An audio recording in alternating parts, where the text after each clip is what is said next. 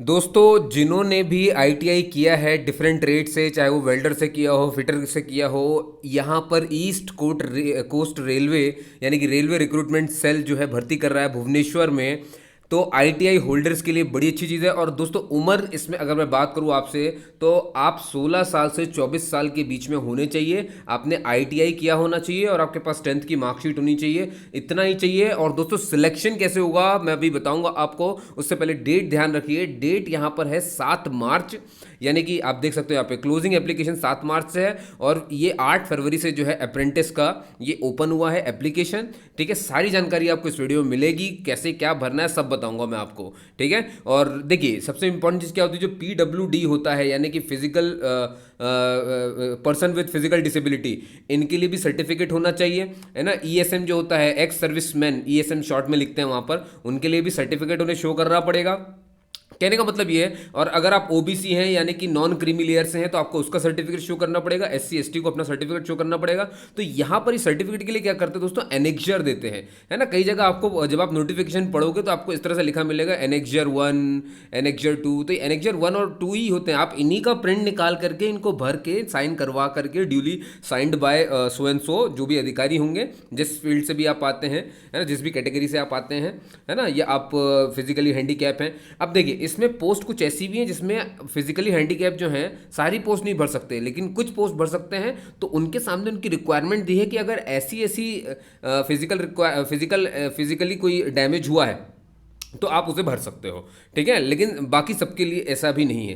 ठीक है दोस्तों, तो आप समझ गए। तो मुख्य बात यह है कि यहाँ पर अगर आपने 10वीं और आईटीआई की है तो आपके लिए यहाँ पर ईस्ट कोस्ट रेलवे में बहुत अच्छा मौका है, आप इसे भर सकते हो। 7 मार्च लास्ट डेट है, उससे पहले भरना है। फॉर्म ऑनलाइन ही भरा जाएगा, 100 रुपये लगने हैं, याद रखिए। और आपको जैसा कि पता है कि ये सिर्फ जनरल के लिए है, एससी एसटी और पीडब्ल्यूडी और वुमेन्स के लिए जो है इसमें कोई फीस नहीं है। मैं फिर से रिपीट करता हूँ, SC ST, person with disability और वुमेन कैंडिडेट जितनी भी होंगी उनके लिए कोई भी फीस नहीं है। ये सिर्फ जनरल कैटेगरी के लिए है, ये याद रखिए। और ओबीसी, है ना, ओबीसी क्रीमी लेयर, ध्यान रखेंगे इस बात को। चलिए अब हम बात कर लेते हैं। हमने जैसे डेट की बात करी, ये मैं आपके सामने एप्लीकेशन खोल करके बैठा हूँ। देखिए मोड ऑफ सिलेक्शन कैसे होगा दोस्तों, ये क्या करेंगे, एवरेज निकालेंगे। किस चीज़ का एवरेज निकालेंगे, आपके 10th के जो भी मार्क्स आए होंगे, परसेंट जो भी आए होंगे, है ना। जैसा कि एग्जाम्पल इन्होंने यहाँ पर खुद में दिया हुआ है, मैं आपको वो एग्जाम्पल समझा देता हूँ। ये एवरेज निकालेंगे कैसे, आपका 10th का मार्क्स मान लो आया 80.58%, ठीक है, जो नोटिफिकेशन में दिया ना, जिस एग्जाम्पल से समझाऊंगा। और आपने आईटीआई भी किया हुआ है, किसी भी ट्रेड से किया हो, चाहे वेल्डर, फिटर, मैजन, जो भी हो, आईटीआई होना चाहिए। और आईटीआई में आपने स्कोर किया था 91.68, ठीक है, परसेंट। आप समझ गए। तो ये आपकी सिर्फ इसको देखेंगे, इसको, ये दिख रहा है, ये इसको परसेंट को हटा देंगे। आप क्या करेंगे, इन दोनों को जोड़ देंगे तो एक नंबर आएगा। ठीक है, और एवरेज कैसे निकालेंगे दोस्तों, जितने नंबर को जोड़ा गया है उतने इसे डिवाइड कर दो। तो जो भी इसका सम आएगा उसको 2 से डिवाइड कर दिया जाएगा। ठीक है, तो जब आप इसको जोड़ करके 2 से डिवाइड करोगे तो करीब करीब आ जाएगा 86.13, यानी ये हो गया आपका पासिंग मार्क। समझ गए आप। तो इस तरह से निकाला जाएगा दोस्तों, ये आपका क्वालिफाइंग मार्क हो गया है। समझ गया नहीं, यानी कि इतना तो आपके पास होना ही चाहिए, ऐसा मिला करके ये कहते हैं। क्लियर हो गया।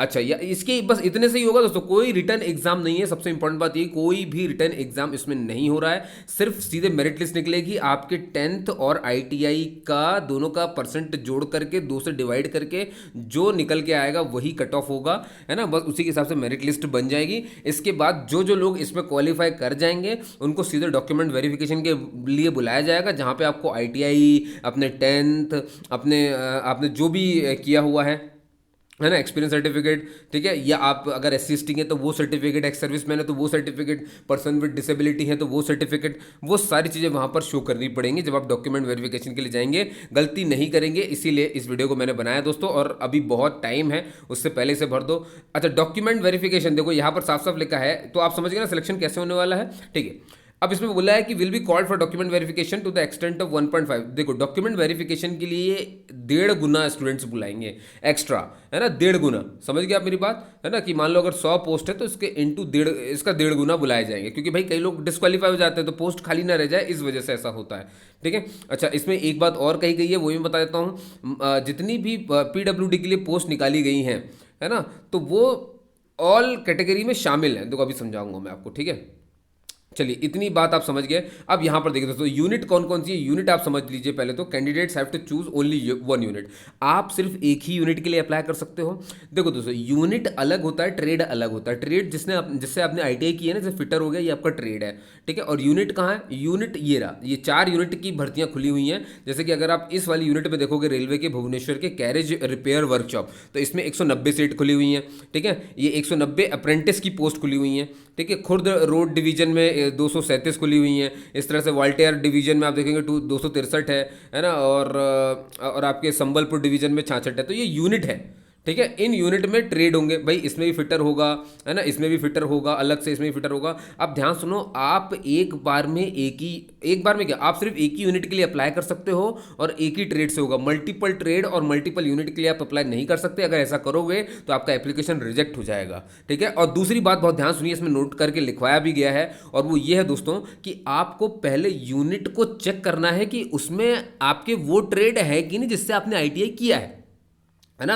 मान लो आपने फॉर्म भर दिया बस देख करके कि मेरे को कैरेज एंड रिपेयर में चाहिए क्योंकि ये भुवनेश्वर में, आप उड़ीसा से, ऐसा मान लिया आपने अगर, तो ठीक है, तो आपने तुरंत भर दिया और आपने ये तक चेक नहीं किया कि आपका ट्रेड उसमें था कि नहीं। भाई मैंने फिटर से आईटीआई किया है और मैंने ये तक चेक नहीं किया कि कैरेज रिपेयर वर्कशॉप में फिटर से आईटीआई था कि नहीं था, तो मेरा फॉर्म जो है वो कैंसिल हो जाएगा दोस्तों, समझ गए, है ना। तो ये याद रखिए, आपको पहले देख लेना है कि आपका ट्रेड से जुड़ा एक इस यूनिट में है कि नहीं, इस यूनिट में है कि नहीं, इस यूनिट में है कि नहीं, है ना। हर जगह वेल्डर की नहीं होगी, वेल्डर की हो सकता है सिर्फ ऊपर वाले में हो, नीचे के 3 में ना हो, समझ गए। तो ऐसा चेक करना है, तो मैं अभी आपको दिखा दूंगा, तो आप जिस भी यूनिट से अप्लाई करोगे उसको वहां पे आप देख लेना है, समझ गए। और याद रखिए दोस्तों, कट ऑफ जो है हर यूनिट का अलग अलग आएगा और हर ट्रेड का अलग अलग आएगा, ये भी समझ लीजिए। जैसे मान लीजिए इस यूनिट का जो कट ऑफ है वो अलग होगा और इसमें जो आने वाले ट्रेड होंगे उनके कट ऑफ अलग अलग आएंगे, तो आप जिस भी ट्रेड से आए तो वो अलग अलग है, ठीक है। और अंतिम चीज जितना भी इंप्लीमेंट होगा वो सब रेलवे करेगा। ये सिर्फ दोस्तों ये बोर्ड है जो कि पेपर लेने का काम करता है। पोस्ट बढ़ना घटना जो भी होगा, रिजर्वेशन का आना ना लगना, वो सारा कुछ रेलवे डिपार्टमेंट देखेगा जहाँ से ये भर्तियाँ खोली गई हैं,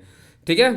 चलिए अब मैं आपको आगे ले चलता हूँ। तो अब ये देखिए, यहाँ पर आ जाते हैं अपन दोस्तों, जैसे कि मैंने आपको बात कही थी, मैं दिखाऊंगा आपको। तो सबसे पहले हम बात कर लेते हैं carriage repair workshop Mancheswar Bhubaneswar की, ठीक है। ये देखिए, ये एक यूनिट थी, ये यूनिट का नाम है इतना बड़ा। अब इसके अंदर ट्रेड कौन कौन से आपको देख लेना, उसके बाद ही आपको भरना है। इसमें फिटर है, इसमें वेल्डर है ना, और इसमें इलेक्ट्रीशियन है, मशीनिस्ट है, रेफ्रिजरेशन एंड एसी मैकेनिक है, और वायरमैन है, कारपेंटर है, शीट मेटल वर्कर है, पेंटर है, मैकेनिक एमवी है। अब आप देख लिया इतना कुछ है। इसमें मैजन नहीं था, जबकि मैजन आपको कहीं देखने को मिलेगा, मैं बताऊंगा। ये देखो, इसमें मैजन का है, समझ गए। तो मान लो अगर किसी ने मैजन से किया और आंख मूंदा, उसने ऊपर वाला भर दिया इस यूनिट से, तो क्या इस यूनिट में है मैजन, नहीं है ना। तो मान लो आपके कट ऑफ पार भी हो गया और आपने देखा कि आपकी कैटेगरी है ही नहीं, बाद में मालूम चला, तो आपको डिस्क्वालीफाई कर दिया जाएगा। इस वजह से दोस्तों बचना है। अब आप बाकी क्या है, यहाँ पर आप देखो, इसका स्क्रीनशॉट ले सकते हो, नहीं तो आप चिंता मत करो, डिस्क्रिप्शन में हर लिंक दे दूंगा, है ना, ऑनलाइन एप्लीकेशन की, ऑफिशियल वेबसाइट की और इस पीडीएफ की भी। तो यहाँ पर आप इत्मीनान से देख लेना किसमें क्या है। हालांकि स्क्रीनशॉट भी ले सकते हो आप, क्योंकि यहाँ पे कैटेगरी वाइज भी कि जनरल की फिटर में कितनी है, एससी की कितनी है, एसटी कितनी, ओबीसी कितनी है ना। ये इकोनॉमिक वीकर सेक्शन होता है, ये जनरल कैटेगरी का वो सेक्शन होता है जिसकी सालाना आय उस परिवार की अगर 8 लाख से कम होती है तो हम उस जनरल कैटेगरी के परिवार को इकोनॉमिक वीकर सेक्शन बोलते हैं। लेकिन इसके लिए उसे इनकम एंड एसेट सर्टिफिकेट आता है गवर्नमेंट ऑफ इंडिया के द्वारा, वो भर करके लाना पड़ेगा कि हाँ मेरे परिवार की जो सालाना आय है वो 8 लाख रुपए से कम है। इस तरह से दोस्तों ओबीसी में भी याद रखिए, क्रीमी लेयर नहीं भर सकते। इसको कौन भरता है, ओबीसी में नॉन क्रीमी लेयर के लिए रिजर्वेशन होता है। अब नॉन क्रीमी लेयर कौन होते हैं, अगेन ये वही परिवार है जिसकी पूरी परिवार की आय साल में 8 लाख से कम होती है, ठीक है। 1000 स्क्वायर फीट के जमीन पर ये लोग नहीं रहते हैं। ऐसे बहुत सारे पॉइंट होते हैं दोस्तों, इसको देखा जाता है, ठीक है। आप कहोगे तो मैं इसके लिए अलग से वीडियो बना दूंगा। आपको कोई भी चीज़ समझनी हो आप मुझे बता सकते हो, मैं आपको जरूर समझाऊंगा, ठीक है। तो हमने पहला ये देख लिया। अब हम यहाँ पर देखेंगे दोस्तों, तो यहाँ पर ये कौन सा वाला विभाग देख रहे हैं हम, कौन सी यूनिट है, खुर्द रोड डिवीजन है। तो यहाँ पर आपको देखने को मिलेगा फिटर है, वेल्डर है, टर्नर, इलेक्ट्रीशियन, मशीनिस्ट, डीमैन, मैकेनिक, ये देखो सिविल उसमें नहीं था, ये तो उसमें भी था, वायरमैन था, कारपेंटर था, इलेक्ट्रॉनिक मैकेनिक, प्लम्बर, मैसोन, ठीक है। अब कितनी कितनी पोस्ट हैं इनके रिस्पेक्ट में आप देख सकते हो। कहीं कहीं पर इकोनॉमिक वीकर सेक्शन, ध्यान रखेंगे पोस्ट नहीं भी है ना। तो देखिए कहीं कहीं जीरो भी है, इसीलिए आपको देख करके नोट करना है, नोट बना लीजिएगा कि मुझे ये करना है, उसके बाद फॉर्म को भरने जाना ताकि आपको दिक्कत ना आए। अब संबलपुर में देख लो, इसमें तो और कम है जो ट्रेड है, फिटर, वेल्डर, इलेक्ट्रीशियन, डीमन civil, wireman, carpenter, electronic, mechanic, plumber, mason, ये सब कुछ हो गए। और इतनी इतनी पोस्ट है दोस्तों, ठीक है। और यहीं पर बगल में आपको दिख रही होगी पीडब्ल्यूडी की 3 पोस्ट है टोटल, है ना। अब पूरी टोटल 3 है। अब वो किस में है वो अभी शो नहीं किया गया है। और ईएसएम हो गई, ये भी टोटल हो गई 2 पोस्ट। क्लियर होगी बात। ये उनके लिए सुरक्षित कैटेगरी में जो होता है। अब आता है वॉल्टेयर डिवीजन। इसमें भी आपको दिख रहा होगा बहुत सारी पोस्ट खुली हुई है, फिटर, वेल्डर सबके लिए है दुनिया, और मैसन हो गया, सब कुछ हो गया, ठीक है। तो आप इसे पढ़ सकते हो किसमें क्या क्या मिला हुआ है, स्क्रीनशॉट लेकर के आराम से। चलिए भाई, अब मैं आपको कुछ चीज़ें बता देता हूँ यहाँ पर कि ये देखिए, यहाँ पर आपने देखा होगा पीडब्ल्यूडी के लिए अलग से कैटेगरी नहीं बताई गई है ना। और ये तो खैर एनेक्जर है, इसको मैं अच्छा एनेक्जर भी समझा ही देता हूँ आपको। देखो मैं कौन से फॉर्म की बात कर रहा था, ये एनेक्जर दिख रहा है आपको कोने में लिखा हुआ।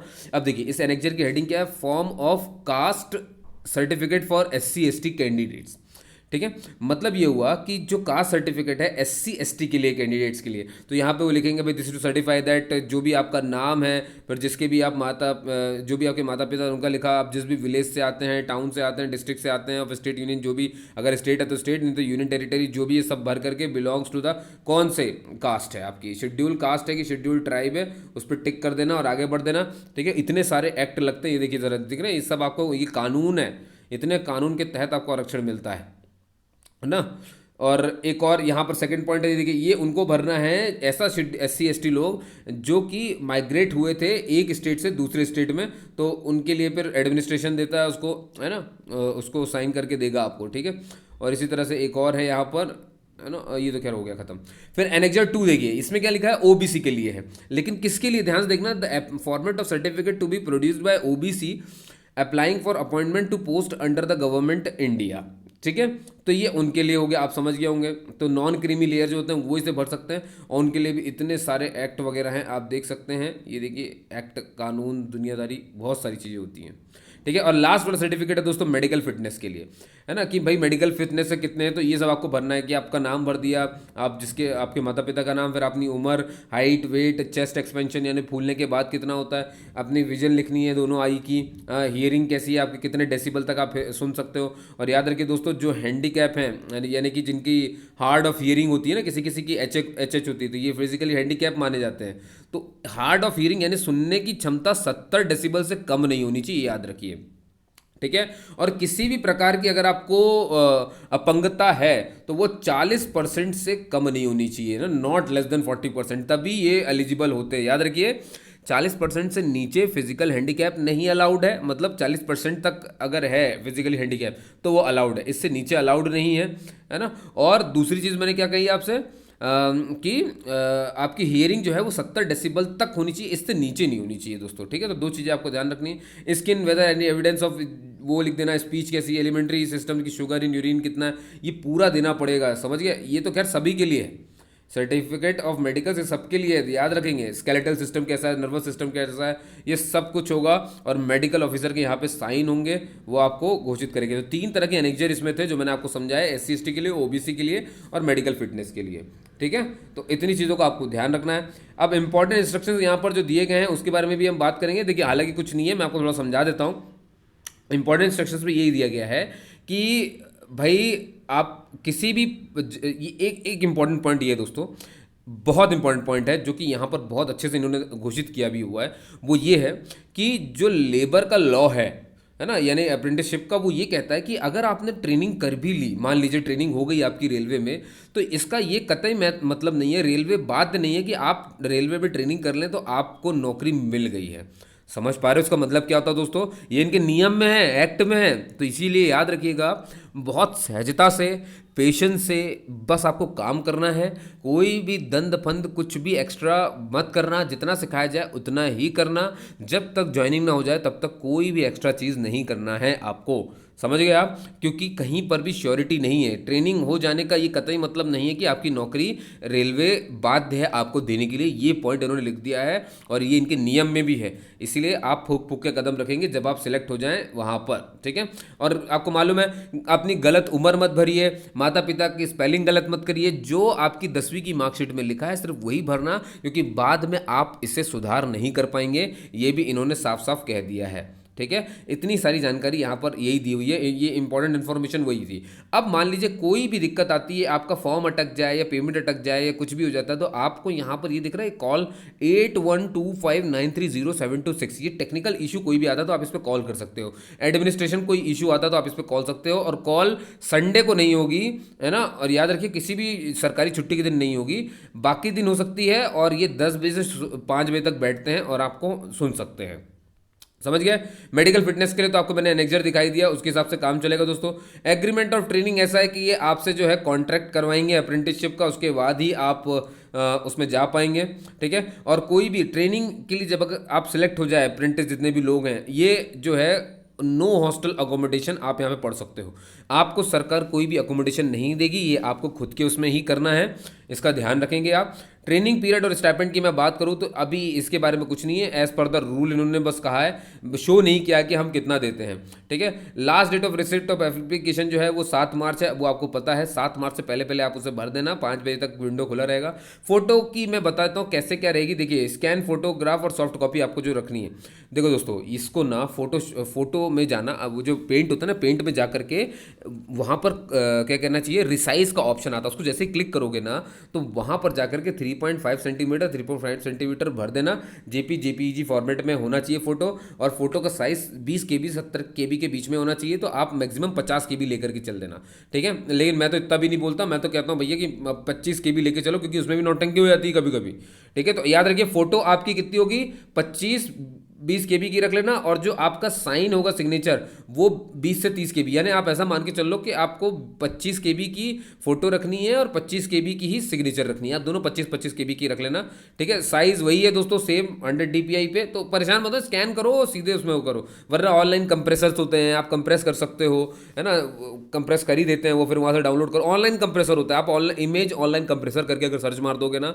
तो अपने आप आ जाएगा, तो आप वहाँ पे कंप्रेस कर सकते हो। अगर ज़्यादा साइज़ का है, मान लो आपके पास फोटो पहले से पड़ी हुई है, ठीक है, तो और सिग्नेचर पहले से मोबाइल में ही पड़ा हुआ है, तो आप सीधे जाना वहाँ पे, वो खुद ही अपलोड का किस इमेज को करना है, अपलोड का मांगेगा ऑप्शन, अपलोड पे क्लिक करना, आपके सीधे गैलरी में ओपन करवा देगा वो। अब गैलरी में जहाँ भी वो फोटो है उसको क्लिक करना, वो अपने आप कंप्रेस हो जाएगी या एनलार्ज हो जाएगी, जो भी होना होगा वो हो जाएगा, ठीक है। और यहाँ पे देखिए मैंने आपको बताया ना, candidate had to apply only for 1 unit, दूसरी यूनिट के लिए वो अप्लाई नहीं कर सकता। तो आपने देख लिया कैसे कैसे, अब कैसे अप्लाई करना है, इसके लिए आपको जाना है सबसे पहले तो ये साइट देख लो आप, है ना, ये हालांकि मैं लिंक भी दे दूंगा, तो उसके लिए परेशान होने की जरूरत नहीं है, ठीक है। रजिस्ट्रेशन सब कुछ करवा लेना, वहाँ जैसे जाओगे तो सब कुछ मिल ही जाएगा, समझ में आ जाएगा, नाम वगैरह जो भी भरना सब पता चल जाएगा। तो ये देखने के लिए टाइम वेस्ट नहीं करना अपना, सीधे जाना वहाँ पर, आपको ये पता है, अब आज के ज़माने में इतना तो पता है। पेमेंट आपकी ऑनलाइन ही होगी, ठीक है, ऑफलाइन कुछ नहीं होगा, ये ध्यान रखेंगे। यहाँ पर फी पेमेंट वगैरह 100 रुपये लगनी है, और किसके लिए फीस नहीं लगनी है मैंने पहले बता दिया था आपको। ये देखो यहाँ पे SC ST PWD women candidates, है ना, यानी OBC तो देंगे ही, OBC देंगे और जनरल कैटेगरी वाले देंगे, और ESM भी देंगे, ये जो एक्स सर्विसमैन होते हैं। एक्स सर्विसमैन का एक नियम होता है, ध्यान रखिए, आप किसी भी जॉब में नहीं होने चाहिए तभी आप एक्स सर्विसमैन है, मतलब आपने छोड़ दिया हो वो कंप्लीटली, लेकिन मान तभी आपको एक्स सर्विसमैन की ये रिजर्वेशन के थ्रू आपको मिलेगा। लेकिन अगर आप एक्स सर्विसमैन नहीं है, आप अभी भी जॉब कर ही रहे हैं, तो फिर आपको NOC देनी पड़ेगी, है ना, NOC लगती है, आपको पता ही होगा, है ना। ऑब्जेक्शन सर्टिफिकेट होता है, नो ऑब्जेक्शन सर्टिफिकेट होता है कि भाई मतलब आपके विभाग को कोई आपत्ति नहीं, आप ही पेपर दे रहे हैं, तो NOC आपको लाना पड़ेगा, शो करना पड़ेगा, तभी आप पेपर ये दे पाएंगे, ठीक है। और अगर आप ऑलरेडी सर्विस में हैं तो फिर आप इसका रिजर्वेशन का फ़ायदा नहीं उठा सकते। इसका फ़ायदा वही उठाएंगे जिन्होंने अपनी सर्विस आर्म्ड फोर्सेस में, चाहे वो नेवी हो, एयरफोर्स हो, आर्मी हो या पैरामिलिट्री हो, इनसे छोड़ा होगा, तभी उनको मिल सकती है, ठीक है दोस्तों। और मिनिमम एजुकेशन क्वालिफिकेशन मैंने आपसे कहा जैसे कि 10वीं होनी चाहिए, और आपके पास आपका सर्टिफिकेट होना चाहिए, है ना, नेशनल ट्रेड सर्टिफिकेट, यानी फिटर का, इन सब का, ITI का, इसकी बात हो रही है, ठीक है। और ये पर्सन विद डिसेबिलिटी के लिए है जो नियम, मैं उसको थोड़ा सा यहाँ पे बता देता हूँ। देखिए भाई यहाँ पर साफ साफ कहा गया है, ये देखिए, standard fitness for the person with disability, उन ये सिर्फ इन्हीं में आ पाएंगे। देखो मैंने कहा था ना, क्या बोला, ओनली लोकोमोटर और सेरिब्रल पैल्सी OH वाले, not less than 40% relevant disability, इतनी ही मानी जाएगी, ठीक है। और दूसरी, हियरिंग हैंडीकैप जो है 60 डेसिबल, मैं 70 कह रहा था, 60 डेसिबल से कम नहीं होनी चाहिए, है ना। और मोर इन द बेटर ईयर, मतलब इससे ऊपर ही हो, इससे कम नहीं होनी चाहिए, वही लोग एलिजिबल हैं, ठीक है। अब कौन कौन से हैं दोस्तों, वो ध्यान से सुन लो कि ये जो ऑर्थोपेडिकली हैंडीकैप्ड हैं, है ना। प्रोवाइडेड ऑल्सो, देखो लिखा है provided also that the standard of fitness will be relaxed in case of, इनके लिए रिलैक्स हुआ है। ऑर्थोपेडिकल मतलब हड्डी की परेशानी से जो होते हैं, ठीक है। तो जैसे कि ये ट्रेड, मतलब ये बताया जा रहा है आसान भाषा में कि कुछ ऐसे ट्रेड है जहाँ पे आप, अगर आपके पास ये हैंडीकैप है, मतलब ये वाला हैंडीकैप है आपके पास, मतलब आप यहाँ से अपंग हैं, तो आप ये वाली चीज़ कर सकते हो। जैसे इलेक्ट्रिशियन के लिए इन्होंने बोला है डिसेबिलिटी रिक्वायरमेंट, मतलब ये वाली चल जाएगी क्या, कि partially lower limb candidates can be accommodate, है ना। मतलब जो पार्शियली लिम्ब कैंडिडेट होंगे वो इसके लिए अप्लाई कर सकते हैं। वेल्डर गैस एंड इलेक्ट्रिक के लिए अगर आपको करना है, तो जिसके without leg and without 3 finger, मतलब अगर उसके पास पैर नहीं है और उसके पास 3 फिंगर नहीं है किसी एक हाथ में, तो वो ये वेल्डर गैस और इलेक्ट्रिक वाला भर सकता है। मशीनिस्ट के लिए ओनली स्मॉल फिंगर डैमेज, जिसकी सिर्फ छोटी वाली फिंगर डैमेज हुई हो, ऐसा कोई अपंग व्यक्ति जिसकी सिर्फ छोटी उंगली डैमेज है, वो मशीनिस्ट के लिए भर सकता है ना। ऐसा कोई व्यक्ति जिसके अपर और लोअर लिम्ब जो है आधे अगर खराब है, तो वो पेंटर के लिए भर सकता है। ऐसा कोई जिसका लोअर लिम्ब पार्शियली खराब हो एक साइड में, तो वो फिटर के लिए अप्लाई कर सकता है। कारपेंटर के लिए बात करें दोस्तों, तो ये अपर और लोअर लिम्ब जिसका खराब है वो कर सकता है। इलेक्ट्रॉनिक्स मैकेनिक के लिए इसके दोनों पैर नहीं हो या फिर एक पैर खराब हो, वो इलेक्ट्रॉनिक मैकेनिक के लिए भर सकता है। ड्रॉट्समैन मैकेनिकल के लिए आपके भैया दोनों लेग अगर नहीं भी हैं तो भी भर लोगे, एक पैर नहीं है तो भी भर लोगे, और अपर लेफ्ट लिम्ब डैमेज है तो भी आप इसे भर लोगे, ठीक है। और टर्नर के लिए आप देख रहे हो लोअर लिम्ब पार्शियली डैमेज होना चाहिए, अगर है तो भर सकते हो आप इसे। मतलब ये अगर है इतना,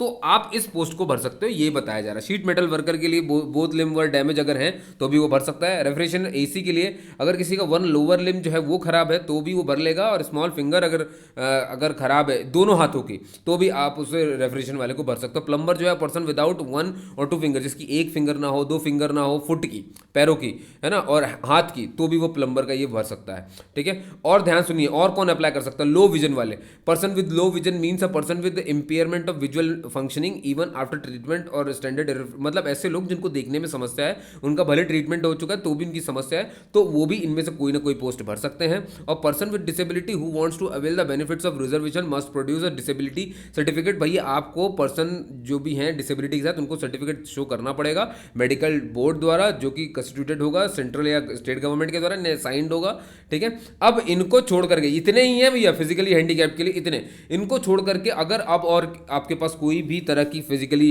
आपके पास डैमेज है, तो आप फिर इन फैसिलिटीज़ का जो है फ़ायदा नहीं उठा पाएंगे, यही इसमें लिखा हुआ है। और ये एक सर्विसमैन के लिए लिखा हुआ है, मैंने आपको बता दिया इनके बारे में, ठीक है। एलिजिबिलिटी कंडीशंस जो हैं यहाँ पर देख लीजिए भैया कि कम से कम आप 15 एज के होने चाहिए और 24 से ऊपर नहीं होने चाहिए, और 7 मार्च तक आपकी ये चीज़ देखी जाएगी। SC/ST को 5 साल की छूट मिलेगी, 3 साल की OBC को मिल सकती है, लेकिन वो नॉन क्रीमी लेयर होने चाहिए, ठीक है। और जो पर्सन विद डिसेबिलिटी होते हैं उन्हें 10 साल की मिल सकती है, ठीक है।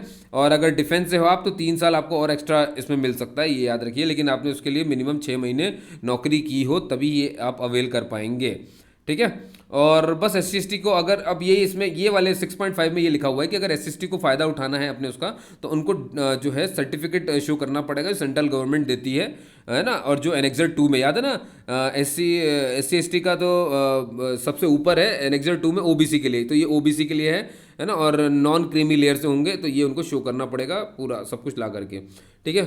और ये मैंने आपको बाकी बता दिया कि किसमें क्या यूनिट में है। तो दोस्तों आपको ये जानकारी कैसी लगी, लिंक मैं आपको दे दूंगा, तो परेशान मत होना। ये वैकेंसी है 10th पास ITI के साथ, है ना। कैसे सिलेक्शन होगा पूरा नोटिफिकेशन बता दिया, 8 फरवरी को खुला था, 7 मार्च को खत्म हो जाएगा, ठीक है दोस्तों। तो उम्मीद करता हूँ ये आपको बहुत अच्छा लगा। तो इस तरह के वीडियो के लिए इस चैनल को सब्सक्राइब कर लो, डिस्कशन विद मनोज को। इसका एडमिट कार्ड कब आएगा वो भी मैं आपको सबसे पहले बताऊंगा, ठीक है। इसकी मेरिट लिस्ट कब कंप्लीट हो जाएगी मैं ही आपको सबसे पहले बताऊंगा, तो इसलिए इसको सब्सक्राइब करके रखो, है ना, ITI के दोस्तों, और शेयर करो अपने ITI दोस्तों के साथ जो बेचारे भर सकें। पोस्ट बहुत है दोस्तों, काफ़ी है, 756 के आसपास है, ठीक है। तो बस इसी के साथ यहाँ पे आपको गुड बाय करता हूँ, यहाँ से बाय करता हूँ, और फिर मिलूंगा किसी अगले लेक्चर में। तब तक के लिए इस वीडियो को लाइक करना, सब्सक्राइब करना, शेयर जरूर करना। जय हिंद दोस्तों, जय भारत।